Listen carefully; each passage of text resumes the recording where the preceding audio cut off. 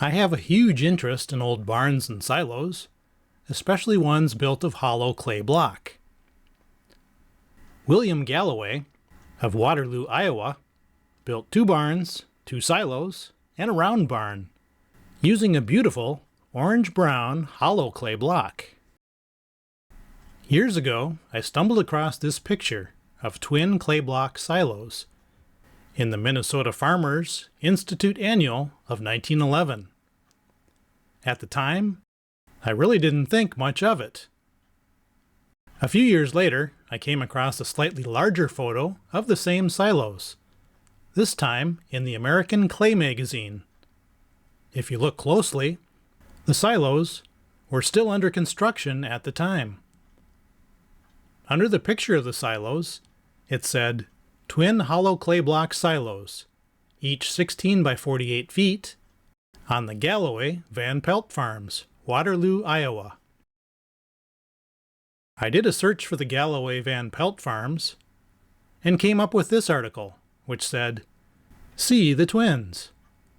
The twins were the 2 silos I had found pictures of, and the clay block the silos were made of came from the Mason City Brick and Tile Company in Iowa. This ad said that over 500 of these silos had already been built, which is pretty amazing. Then I came across a jewel, this picture of the finished twin silos and the rest of the farm. Now, I had to learn the story behind it. The Mason City Brick and Tile Company was headed by Owen Dennison, who said his hollow clay blocks would last forever. For that reason, he named his silos Everlasting Silos, which required no painting or repair. The 500 that had already been built were giving farmers complete satisfaction. In the early 1900s, brickyards were making hollow block in addition to the normal brick, and they heavily advertised that hollow clay block could be used in every building on the farm. These blocks could be used to house every type of animal, as well as the farmer himself. Mason City had a number of brickyards, like this one, which produced brick, hollow block, and drain tile. In addition, Mason City was not far from Waterloo, so the clay block could easily be shipped by rail. So I had found out a little information, but I wanted to know more about the Galloway Van Pelt Farm in Waterloo. As I began to look, I found I had stumbled across a man who was a legend in Waterloo, Iowa, and America, Mr. William Galloway. Galloway was born in Lincoln, Iowa, on July 11, 1877, son of John and Agnes Galloway. From an early age, William loved machinery and fixing things. He built a working windmill on the family farm at the age of 13. At the age of 19, he sold windmills and windmill parts to make money for college. The college he attended was Monmouth College in Illinois. After leaving college, he sold agricultural machinery to dealers. His first partner was D.J. Wilson of Rhinebeck, Iowa. In 1901, he moved to Waterloo, but remained in the same business. William designed and built a harrow cart based on his experiences on the farm, which was an immediate success. The old way involved walking behind the harrow, while the new way was to ride behind it. These harrow carts were built in a factory in Nashua, Iowa. In 1903, the company produced 4,400 units, and by 1904, they produced 7,200. William married Naomi Murray on December 25, 1901, and the couple began their married life in Waterloo. His next big invention was a manure spreader that could fit into any ordinary wagon. It was called the wagon box manure spreader, and Galloway said it would save farmers big money by using it. Galloway had come up with an ingenious way to sell his products to farmers. He offered a free trial period, and he paid for the cost of shipping. If the farmer wasn't satisfied, they could ship it back to Galloway free of charge. All the farmer had to do to order was clip out a coupon and mail it in. As this ad shows, the deal was between Galloway and the farmer, no one else. If we zoom into the bottom portion of the ad, you can see how the old way worked, where 8 other people also got a piece of the deal. The more people that were involved led to higher prices. Galloway's quick rise spawned a neat drawing in the local newspaper. He was putting Waterloo on the national map by his popular harrow cart and manure spreader. In 1904, Galloway traveled to Detroit, Michigan, and secured the Cadillac dealership for Northeast Iowa. His dealership also bought, sold, and traded for second-hand automobiles. 2 years later, Galloway purchased the Cascadin Manufacturing Company in Waterloo. Now Galloway could build his implements in Waterloo. This factory was located near a new subdivision in Waterloo called Westfield. This is an early drawing of the William Galloway factories in Westfield. If you imagine yourself at the red arrow on the right side, this postcard shows you the view you would see, with the Galloway factory just left of the 2 water towers. This is a 1911 view of the Galloway factories in Westfield.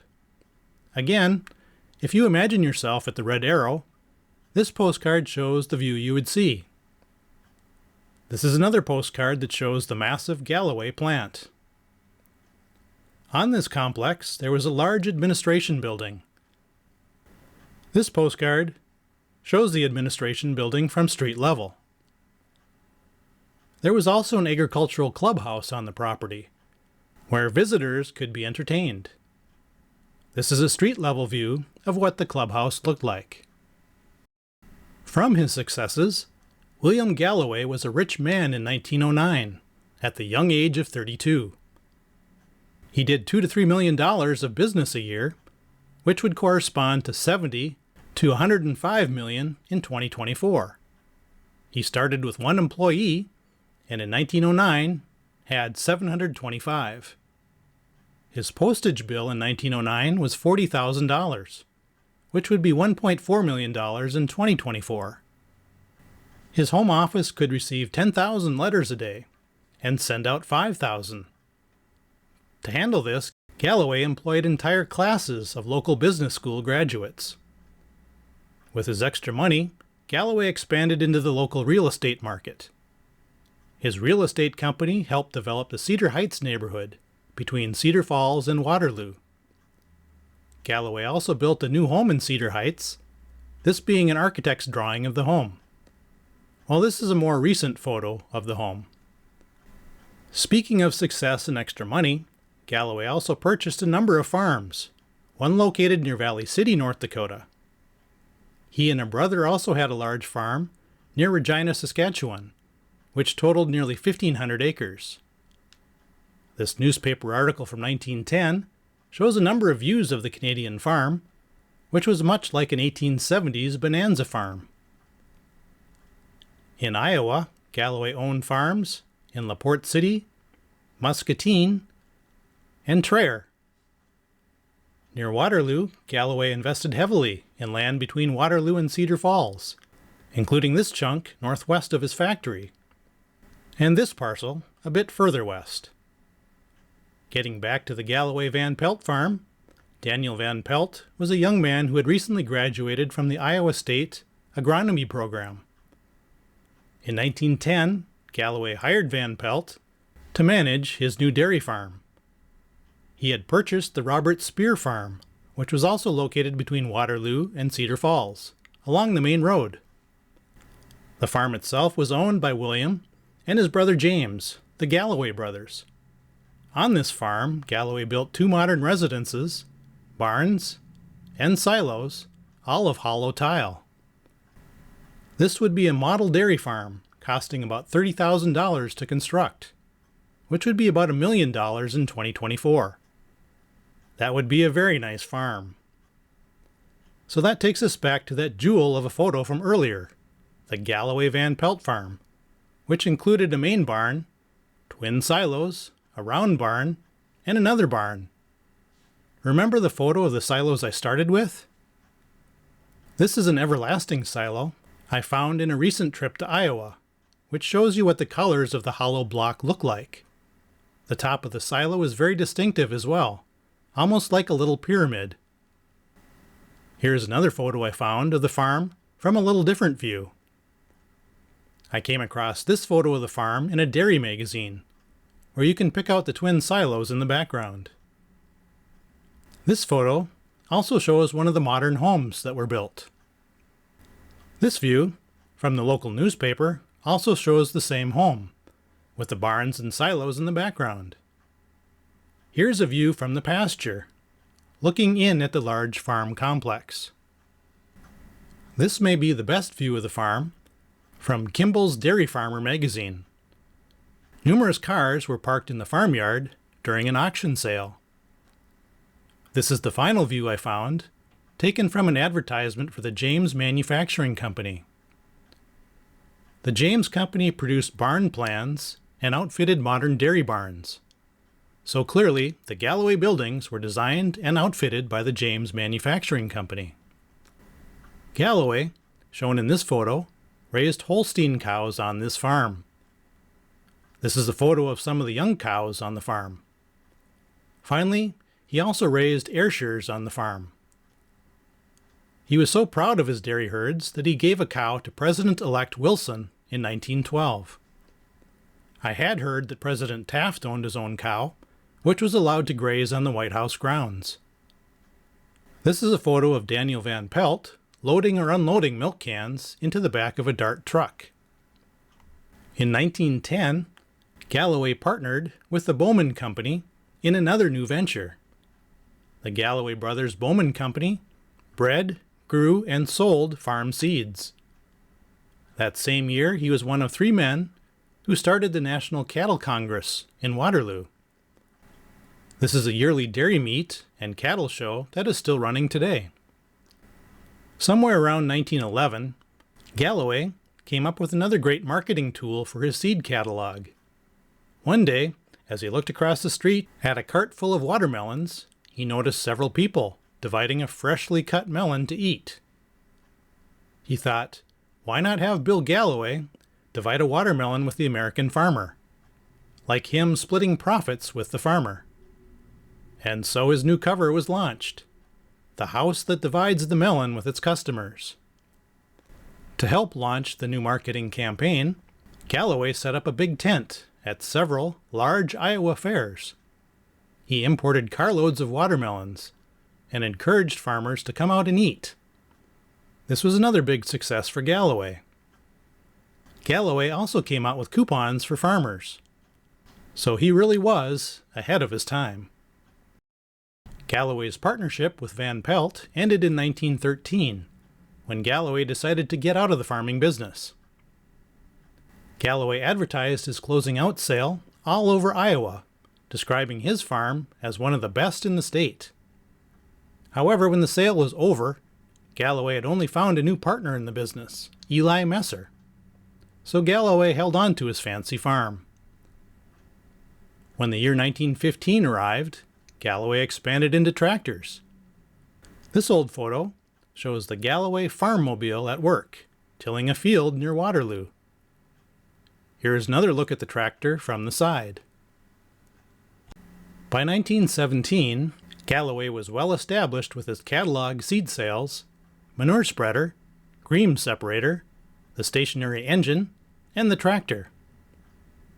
The Galloway-Messer dairy farm partnership lasted until about 1920, when Messer left Waterloo and Galloway's business went into bankruptcy. The sale of 1,500 tractors to Great Britain during World War I had cost the company nearly $500,000.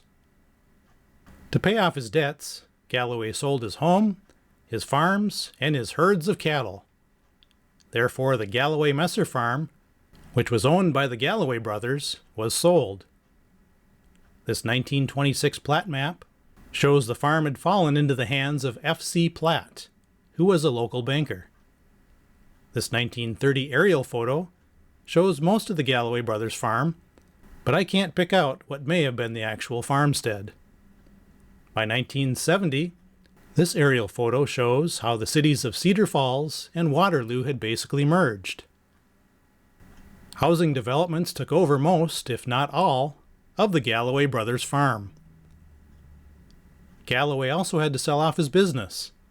After the bankruptcy, he organized a new company called William Galloway and Sons.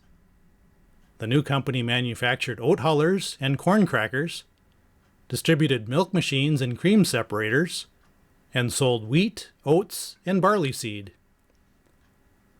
Galloway also endorsed various products, since his name was so well known.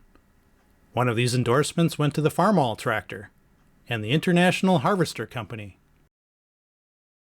Later in life, Galloway made unsuccessful bids to the United States Congress.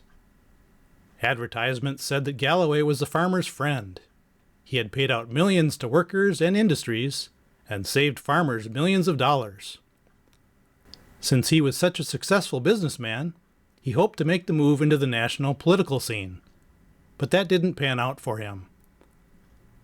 Mrs. Galloway died in 1952 at the age of 72. William didn't last much longer, passing on November 10, 1952, at the age of 75. Although the Galloway brothers' farm didn't survive, other elements of Galloway's legacy still remain today. That concludes the video. Make sure to check out my other YouTube videos and my primary website at mnbricks.com.